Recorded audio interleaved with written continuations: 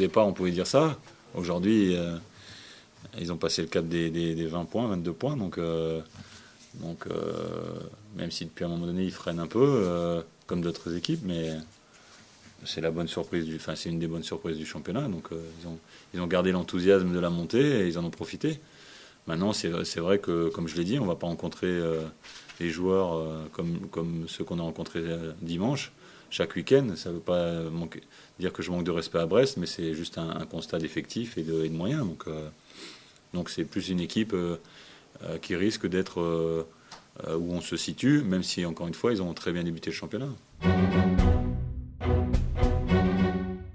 Bon, on sait que c'est quelqu'un qui utilise à 100% la capacité de ses joueurs. Hein.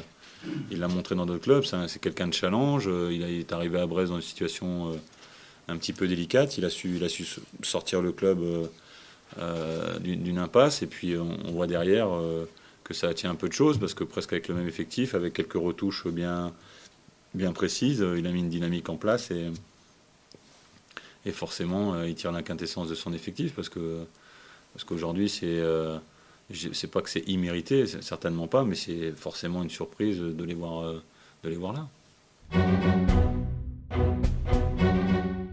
Mais il a connu aussi des moments difficiles. Hein. Moi, je me souviens quand il était à Guignon, il n'a pas vécu que des moments, et ça fait partie de la carrière d'un entraîneur. Hein, mais donc là, je pense qu'il profite justement et qu'il savoure, ce qu'il est en train de vivre depuis 2 ans maintenant. Hein.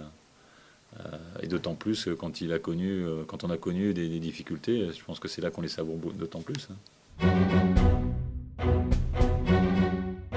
Très intéressante. Lui aussi profite d'un travail un petit peu du collectif et pour mettre son talent forcément au service de ce collectif parce qu'on sait qu'il en a. Il a une qualité de buteur, il a une qualité de déplacement. Donc là, il n'y a pas de surprise. La surprise, c'est de le voir aussi vite avec une efficacité ou un réalisme par rapport au collectif qu'ils ont, bien sûr. Je n'ai pas de regret. Je l'ai assez expliqué. C'était il y a un moment donné où il fallait faire des choix sur un effectif qu'on avait à ce poste-là et partir en première division, encore une fois je le répète, avec Nolan en se disant qu'il avait de grandes chances d'être titulaire. À mon avis, c'était compliqué de le décider.